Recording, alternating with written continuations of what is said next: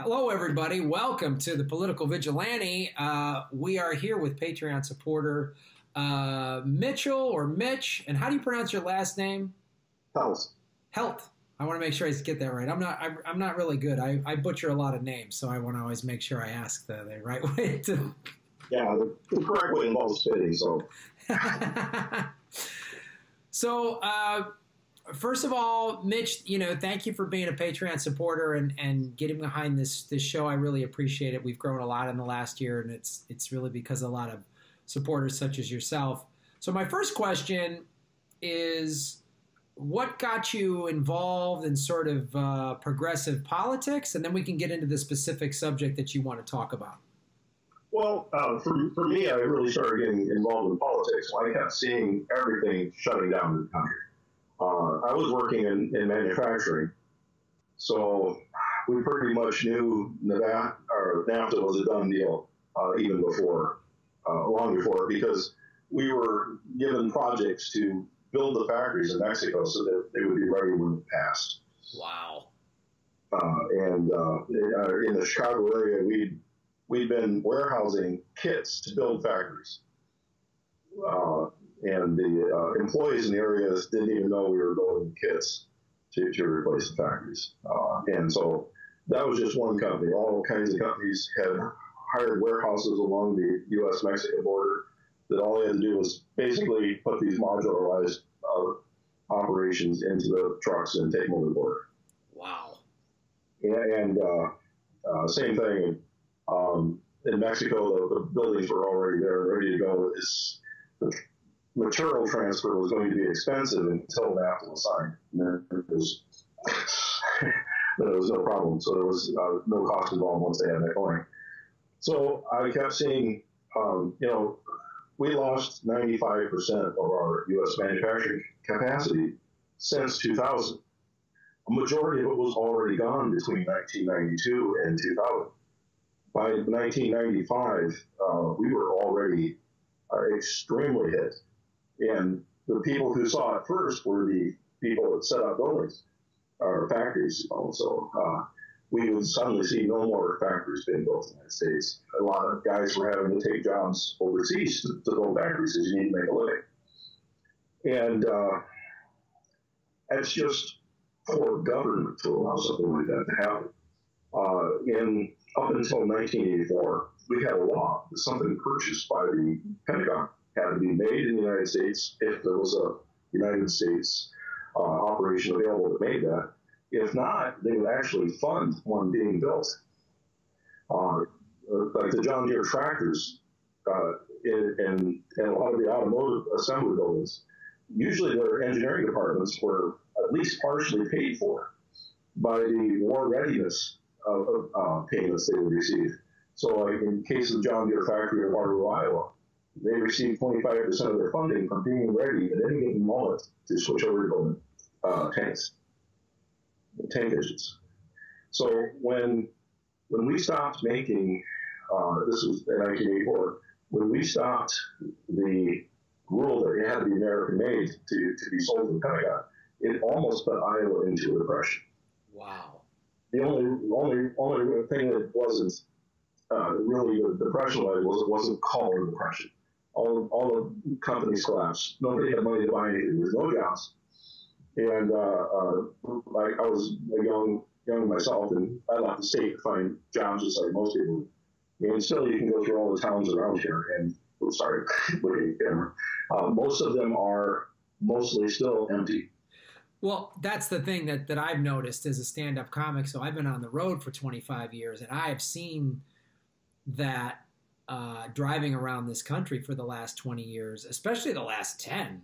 I mean, just some of these cities look just bombed out. I mean, there's nothing left there, and the only jobs for people to get are minimum wage jobs, at Walmart or something like that, or. I mean, now there's this little bit of resurgence. I mean, everyone's becoming an Uber or Lyft driver or something like that. And there's Airbnb, and this shared economy is helping. It seems a little bit. It's really, when we got rid of manufacturing in favor of, like you say, NAFTA has just been horrible. And this was, of course, good old Bill Clinton passed that. So, I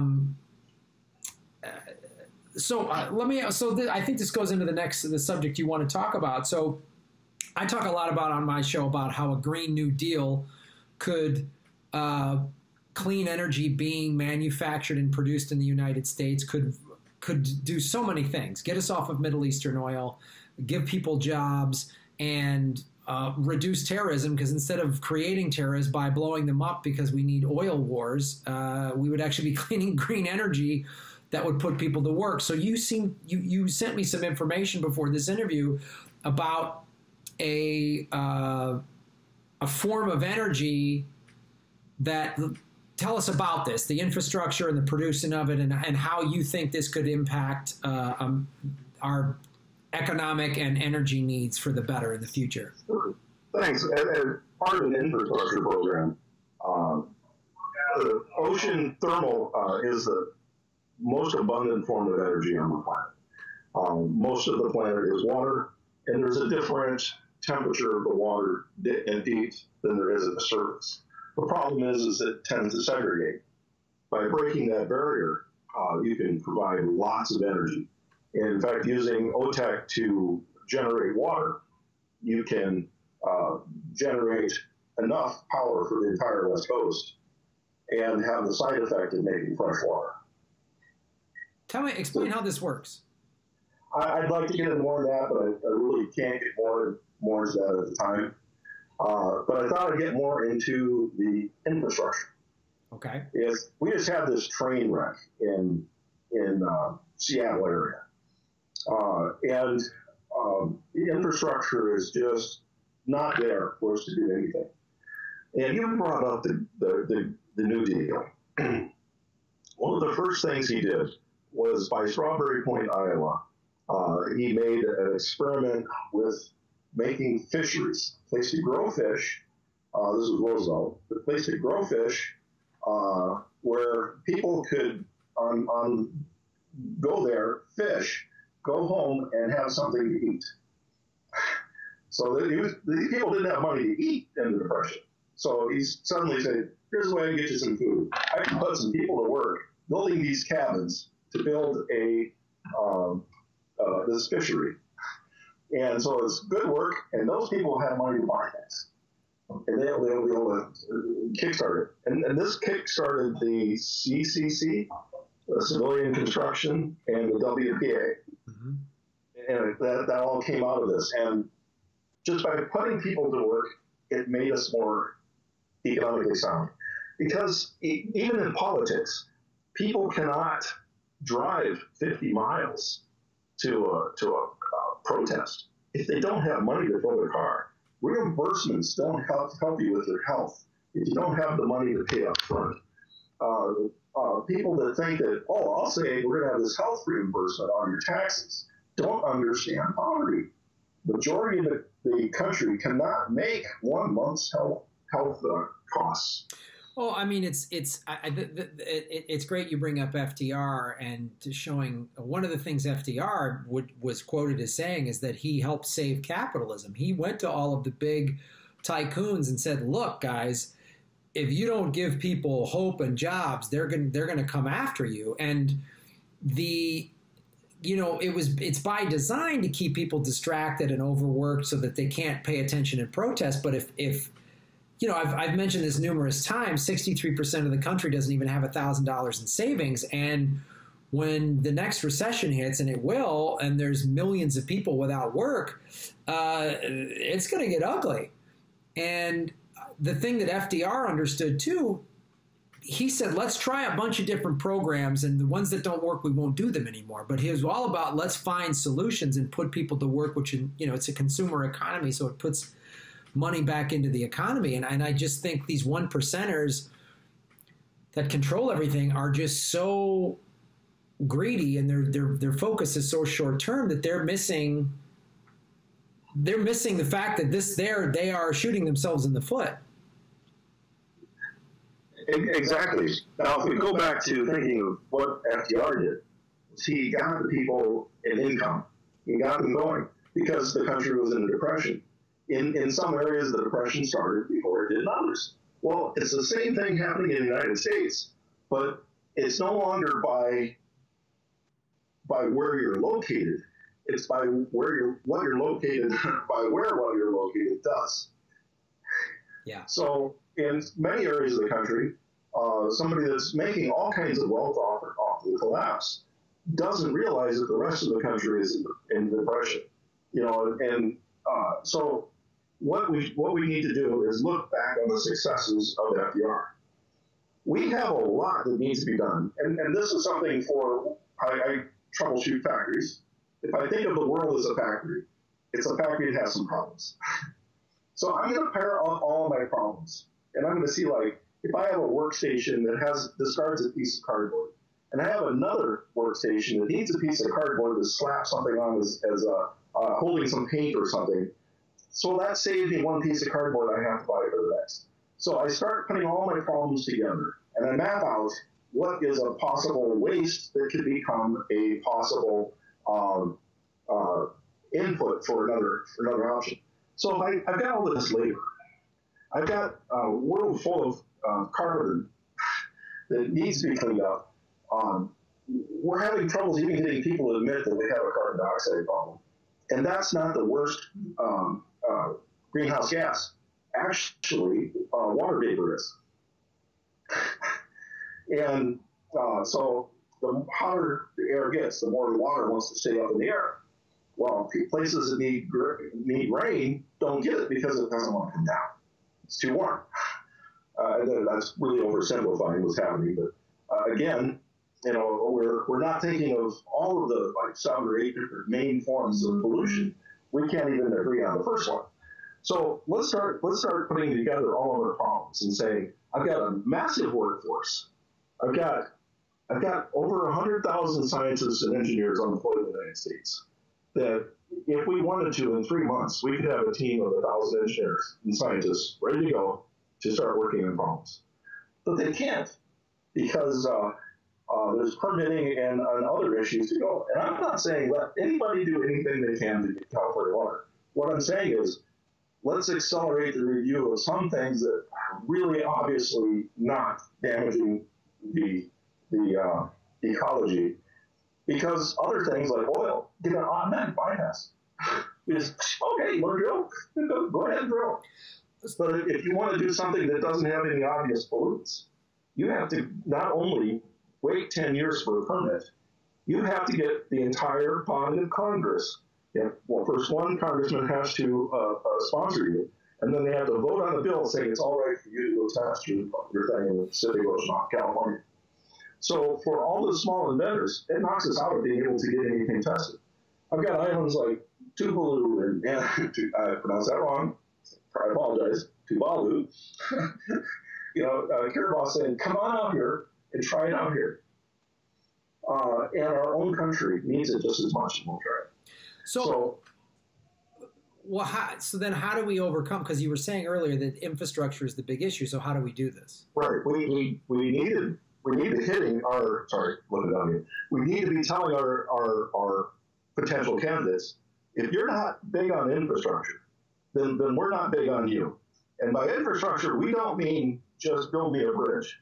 I mean, build me a system where there's a national clearinghouse for jobs. Now, once we know where the jobs are, we can say, where can I move people to get jobs? Well, to move someone to get a job, it's not just the money that keeps you from moving somewhere. Sometimes your parents are taking care of your kids. If you move, you won't have child care. The state is taking care of your health care, or your former employer is taking care of your health care. You move, you automatically lose that, and you have to start over in another state on a waiting period. Well, that can't be. Your structure, even your friends, you could lose contact with your friends. But a lot of people are already so depressed economically. They don't have thousands of dollars to move from New York City down to Mississippi to pick a crop that's only going to be there for a few jobs, and then they're going to be unemployed. And then away from all of their support group that help them live on less economy. And this is where I feel that, I love the idea of the Hyperloop. I want a Hypoloop. I want just a means for transportation that doesn't exist right now. Most small towns in the United States have no means of public transportation, public educations.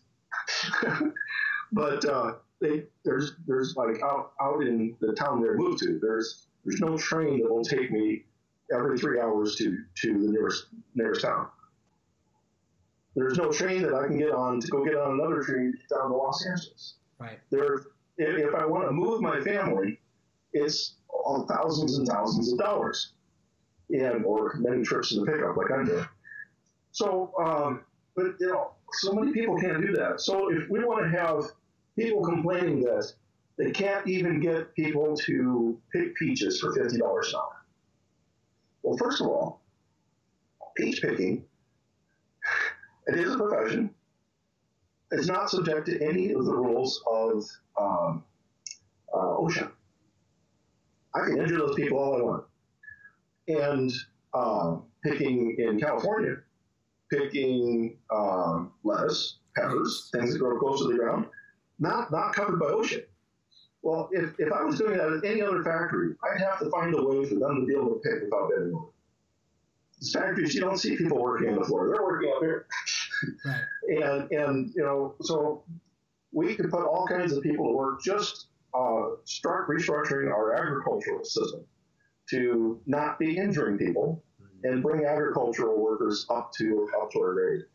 We have all kinds of needs, just building an infrastructure system where you could get a job, move to a job, and when you're there, still have access to daycare and all the other public needs you have. If you have elderly parents, is there a way that an ombudsman with the government can help you transit and get down there so that you could take that job?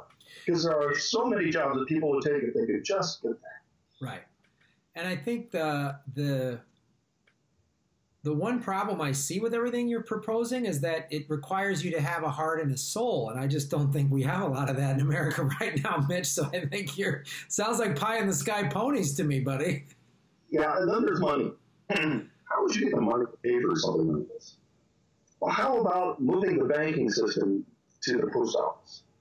When the agency, a government agency, makes a check out to you, they're paying a bank a fee. And now almost every agency requires you to have a card that is either run by one of the major banks that also gets a 10% fee for every transaction that goes through there. So if all of this labor suddenly were paid through by the banking system that our forefathers had the foresight put into our Constitution, we would have a system that is basically paying us 15% for every dollar we pay to any worker in the United States, which means that is identical to the employee portion and the employee portion of FICA now. So that is a lot of money. So, and then just having the people working, supplying is also an additional source of income. And 100 people working means one barber's working. 25 people with children in an area means one teacher's working. and you start thinking about, I need to be working in clusters. When I was working in a factory in the United States, I would have vendors lined up to talk to me every day. Because it would take 25 factories would each buy paper forms for people to sign off. Yeah, I made that. This is a shipping receipt, whatever. So receipts and forms and things like that. There would be a company that was selling that, and that company would have hundreds of employees. So for every cluster of companies, there was a cluster of other companies that were selling them things to make it. And Obama was so proud that he saved the assembly plants by giving away all of the manufacturing plants that fed the United States auto manufacturers. At that time that he gave away the manufacture of the subcomponents, the typical car had 27,000 subcomponents. That's including everything down to the little spring that goes by the screw that you drop when you pull something off. So, but there are the 27,000 parts. in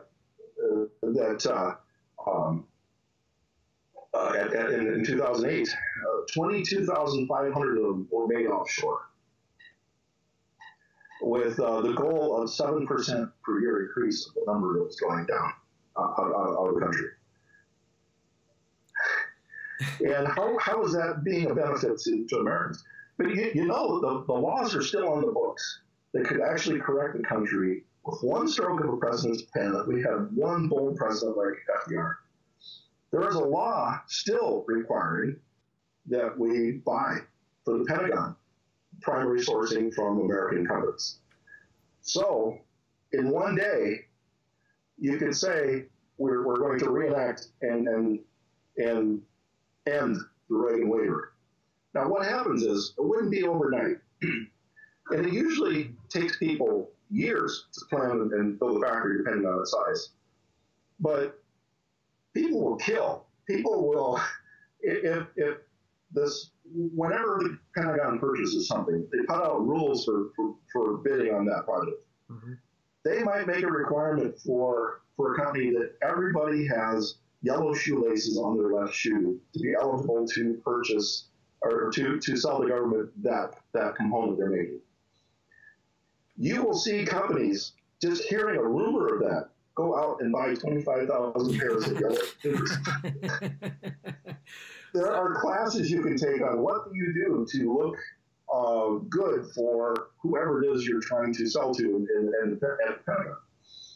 And so just the even a rumor that the Reagan waiver was going to be put off first would have companies just dying to be the first to get back, because that would get them first in line to place order.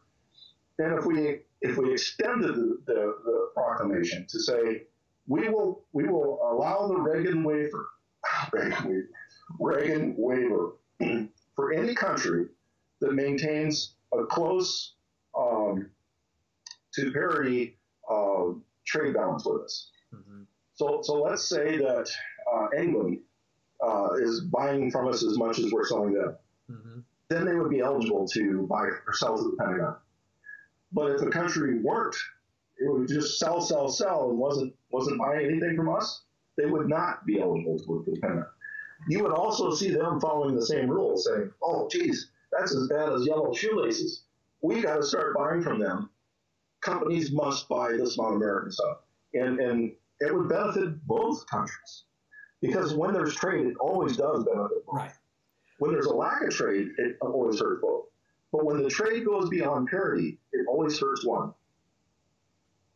I think it's great points, and I would love to see. I mean, so many of these problems, while they're complex, it just needs. Some of them are not that difficult to solve. I mean, everything you mentioned makes a lot of sense. If we had a bold progressive politician that said, a president that said, okay, every government building needs to have, solar panels on it, and those solar panels have to be manufactured in the United States.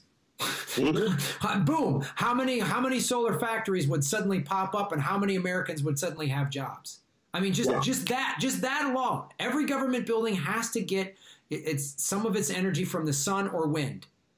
And they have to be made in America. It would be overnight. I remember when in the state of California, when they, before they had a tax subsidy for solar panels, right? In the state of California, there was something like 500 solar manufacturers in the entire state of California. They passed this law, and there was like 20,000 solar installers, right? Mm-hmm. So all of a sudden, all these contractors, all these people got jobs. It would be such an easy thing to do. Like in many cities in California, Santa Monica, the city I live in being one of them, the city passed a law, because we've had bad droughts, to use waterless urinals, right? Because you don't need extra water to move urine down a pipe.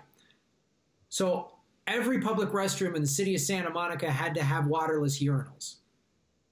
What if they did that statewide? What if they did that nationwide? Oh, and then just add that one caveat. Has to be made in America. Yeah. Boom. Not only that, but if you add magnesium oxide to urine, you get a wonderful heat output. So, and what you're left with, you're an engineer. Is this alternative to using ammonia on fields, and it's called struvite. It's stored safely, can be transported safely. You'll never hear of a train load of struvite popping off the railroad tracks and killing a ton of people. So, and then there's towns in Switzerland that are experimenting with this now. You brought up urine. Switzerland is the leader in getting rid of urine. They've already mandated, like your toilets, that you have split toilets. They even have them for women that the front half is urine, the back half is fecal matter. And they are trying national products to use it as a national fertilizer for some crops and whatever. Because once you turn it to struvite, that heat basically kills any kind of pathogens. So you have this wonderful source of what we think of as waste suddenly going on, and it gives off almost pure water. You have to do more steps after that. What does California need? Water. There are so many things that give off water. There are so many ways to purify water, and California won't let them in. Well, this is the thing that's so amazing. I had a interview with Corey Henderson from Our Voice USA, and he firmly believes, and I agree with him, that technology can fix just about any of the problems we're facing right now. I read a book called Abundance, and it really goes into all of these major issues and these major crises we're facing, and there's a technological solution, like you say, that's probably already being used somewhere.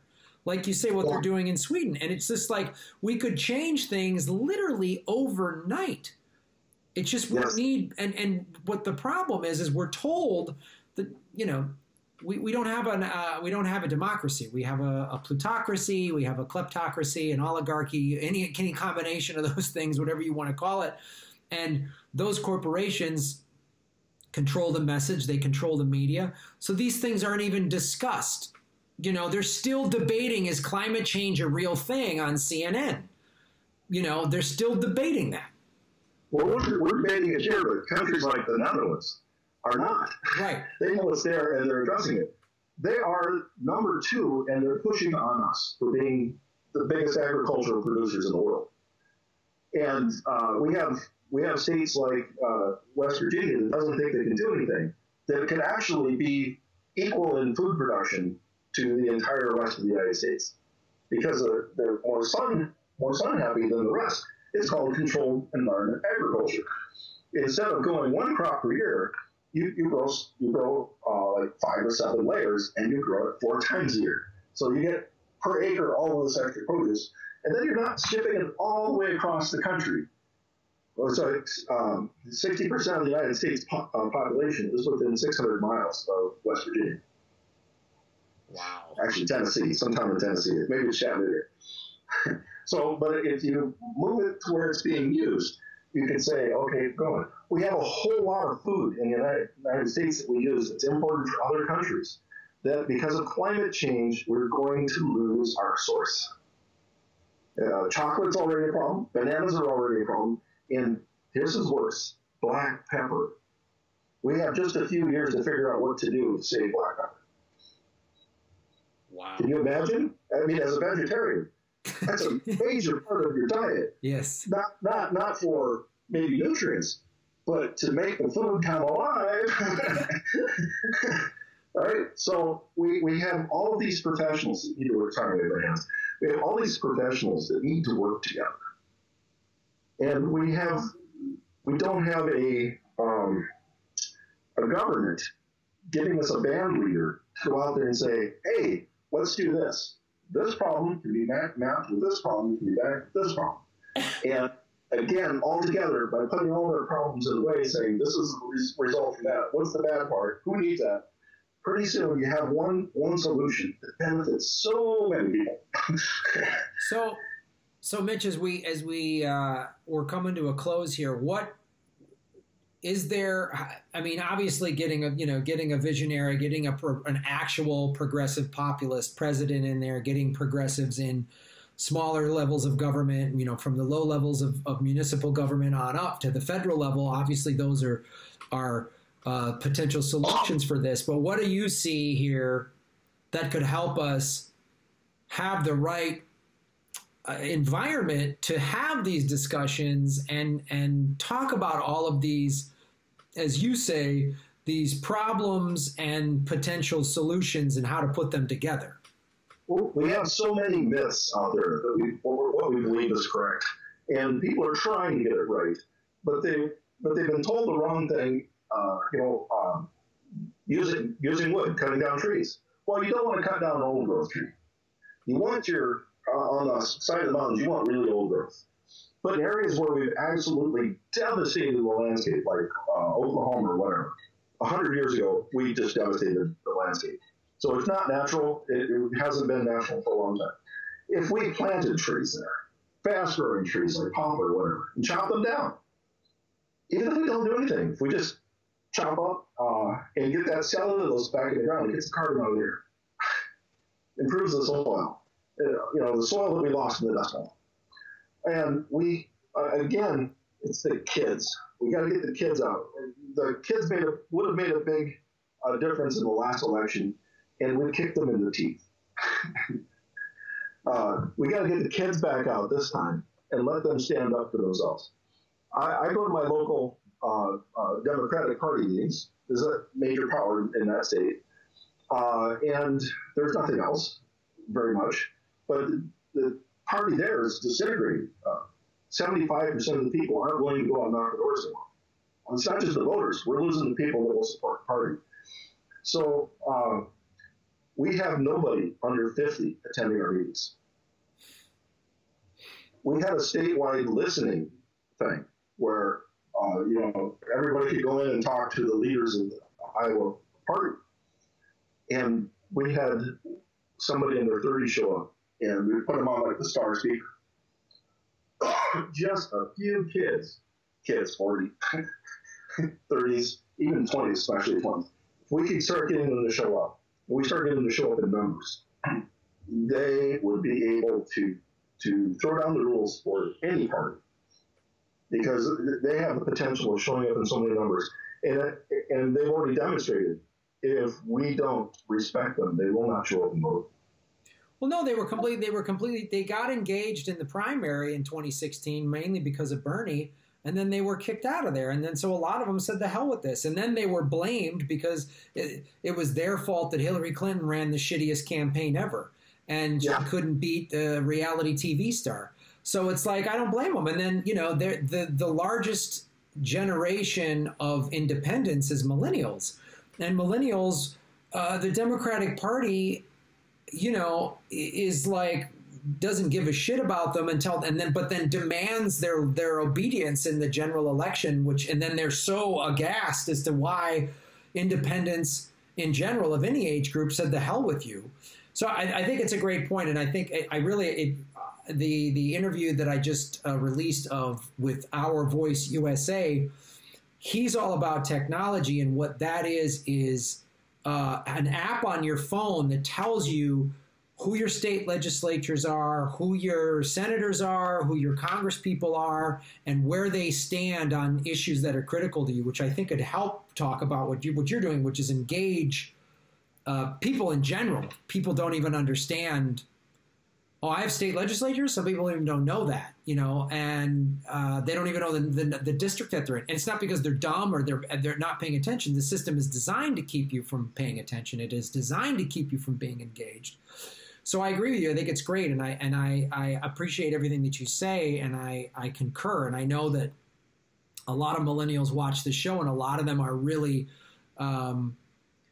getting involved because they don't have the privilege of dicking off in their 20s the way I did and the way you did, because it's too severe what is happening, and as the Earth's ecosystem is crumbling.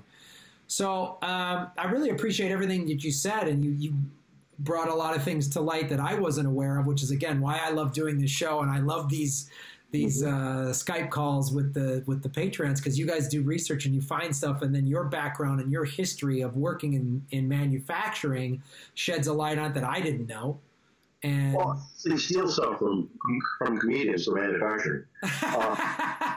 Well, first of all, Zen Buddhism comedy improv techniques are fantastic for brainstorming in manufacturing meetings. So everything you need to know about bringing out the crowd, you can steal from comedians. Comedians also are usually only successful if they're really good observers. And they know that boundary layer where something is new, something that's a surprise, something that's going to bring out wonder. Yeah. And a lot of us don't have that, so we have to steal it from others. Well, Mitch, man, I really appreciate your time, and I appreciate everything you brought up today. And again, thank you for supporting the show. Thanks. All right. Have a great night. Thanks for watching, everybody. Like and subscribe. And if you go to the Patreon level for the $25 level, you too can talk to me about urine or whatever you'd like to talk about on this show. So thank you so much for watching.